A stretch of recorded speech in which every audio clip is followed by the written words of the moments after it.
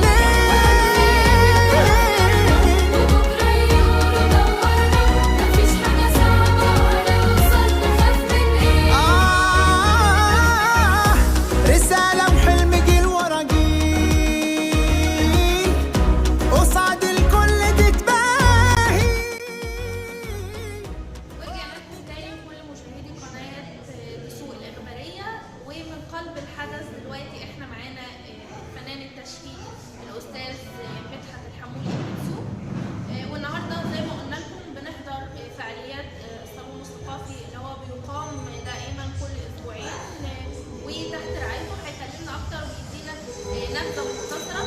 وفي كتير من المواهب الحقيقه كانوا بيكلمونا للانضمام للصالون. هنعرف من خلال لقائنا النهارده ازاي بيتم تشجيع وتنميه المواهب واكتشافها وفعاليات الصالون الثقافي. برحب بيك يا استاذ مدحت ومنورني النهارده.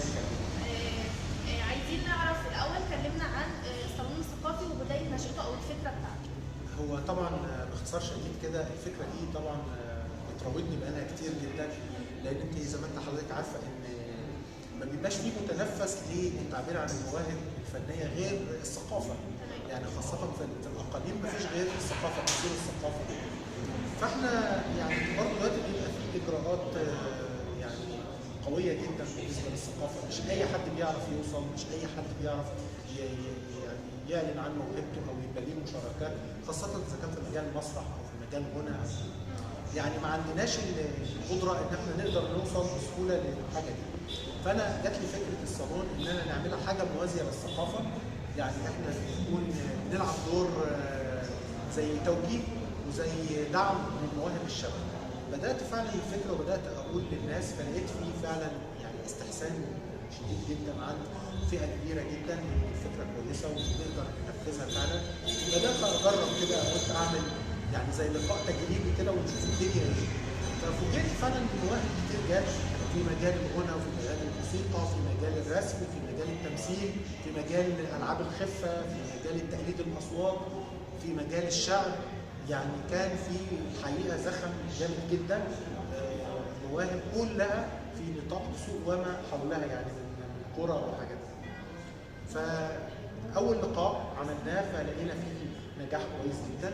بدانا نعمل اللقاء الثاني لقينا النجاح بيزيد اكتر، فلقيت الاعداد بتتهاتف فعلا وبتيجي، ولقيت فعلا في مواهب حقيقيه، وحرام فعلا المواهب دي تفضل قاعده في البيت. وانا دايما يعني عندي مبدا في حياتي، طالما عندي موهبه لازم الموهبه دي تخرج للناس. يعني دي ملكه ربنا اداها لي او نعمه ربنا اداها لي، مش اداها لي عشان احتفظ بيها لنفسي، لا، ده انا اداها لي عشان استثمرها واخلي الناس تستمتع بالموهبه اللي عندي. طبعا يمكن زي ما حضرتك شايفه النهارده معانا مواهب في الغناء، اصوات جميله جدا، في ناس في الشعر هايلين، يعني في ناس انا شايف ان هم سابقين سنهم الحقيقه. الناس دي لا اتدربت ولا لقت الدعم من اي حد وكده. فانا كمان بحاول ان انا يكون معايا كمجموعه عمل، معايا مجموعه من الفنانين المحترفين سواء في مجال الموسيقى، في مجال الشعر، في مجال التمثيل، في مجال المسرح. يعني بنحاول على قد ما نقدر يكون في مجموعه ناس كبار محترفين يحاولوا يوجهوا الشباب، يحاولوا يدعموهم ويعرفوهم نقط القوه عندهم ايه ونقط الضعف عندهم ايه، عشان نقدر نوصل بيهم ان شاء الله ان هم يبقوا حاجه كويسه ونحطهم على اول درجه من درجات السلم ان شاء الله. هل بيقتصر الصالون الثقافي على مواهب الست فقط؟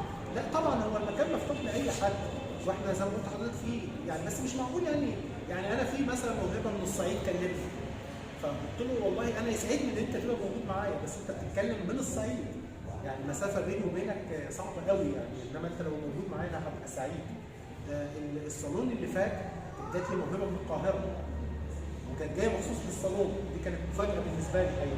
فالصالون مفتوح للكل، يعني لو مصر كلها كانت معايا في الصالون هكون سعيد جدا طبعا، بس احنا بنقول يعني هو نفكر بشكل فعلي وبشكل جدي. معظم الناس اللي هتيجي او رواد الصالون هيكونوا دسوق وما حولها، فربنا يسهل يعني بنحاول على قد ما نقدر. كلمني عن المسابقه اللي هتقام في شهر 2. احنا اعلنا فعلا، وانا اعلنتها من فتره، ويمكن اللقاء السابق احنا اعلنت بقى بشكل جد ووقت شهور وكده ان احنا هنعمل مسابقه فنيه كبيره في الادب، في الشعر، يعني في الروايه وفي القصه القصيره وفي الشعر، ومسابقه في الفنون التشكيليه وفي التمثيل وفي الموسيقى وفي يعني في كل مجالات الفنون التشكيليه، الفنون عامه. اي حد عنده اي موهبه في حاجه يجي ويقدم، واحنا مش موضوع بقى ان احنا هناخد رسوم لحاجه ولا كلام من ده، الموضوع كله مجاني لدعم الشباب، واحنا معايا ناس يعني ان شاء الله يدعموا معايا الموضوع وهنقدر نوفر لهم. يعني اقدر افهم من خلال الصالون الثقافي بيتم توسيع الموهبه ان شاء الله، وانا فعلا بالفعل اتكلمت مع ناس اصدقاء ليا، في منهم مطربين ومخرجين وفي فنانين تشكيليين كبار، يعني بنحاول على قد ما نقدر نتواصل مع القاهره بحيث ان اي موهبه هتثبت وجودها وهتبقى فعلا هنحس بيها قوي، دي لازم نوصلها للقاهره، لان زي ما حضرتك عارفه ان طبعا القاهره هي الفن كله. يعني كل الفنانين او الناس اللي هتقيم الموهبه هيكونوا من القاهره؟ يعني معظمهم هيكونوا فنانين كبار ان شاء الله. طيب تقول ايه بقى لاي موهبه حابه انها تقدم عند حضرتك، او حابه رساله من خلال اللقاء بتاعنا النهارده؟ احنا عاملين صفحه خاصه بالصالون، وانا عامل كمان جروبات على الواتس، جروب للشباب وجروب للنساء والسيدات.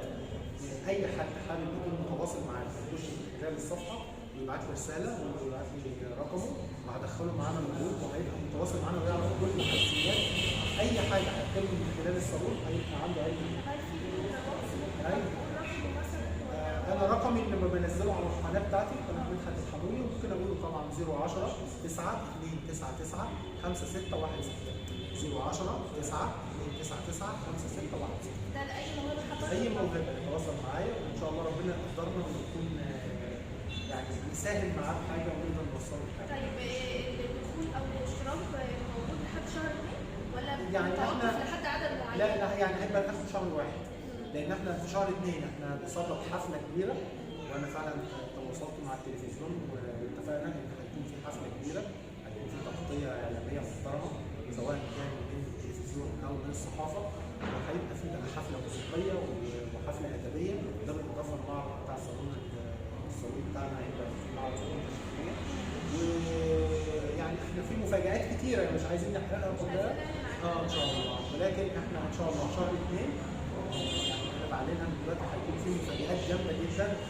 لمدينه الزيت كلها، يعني الزيت كلها ان شاء الله هتحس ان في فعلا نهضه ثقافيه بتحصل في مدينه الزيت. وعلى فكره الصالون يمكن اول مره تحصل في مدينه زي الزيت، يعني في بعض المدن بتفكر وبيعملوا بيحاولوا، بس احنا عملنا حاجه فعليه صالون. يعني يمكن انا في ناس حضرت معايا قالت لي ده انا حاسس ان انا في سيد الصالون، يعني انا الكنيسه اللي كانت المره اللي فاتت كان في برضه اخ برضه قال فعلا ده جو سيد الصالون. طبعا سيد الصالون ده الناس اللي يعرفوها حد طبعا صحفيين مهم جدا، هو مركز مهم من مراكز مصر الثقافيه. احنا هنا بنحاول ننقل الجو ده والاجواء دي في اقليم زي اقليم مدينه الزيت، فربنا يقدرنا وان شاء الله يستمر. وطبعا احنا في انتظار اي مواهب تكون موجوده معانا، هنبقى سعداء بيها. طبعا انا سعيده بحضرتك.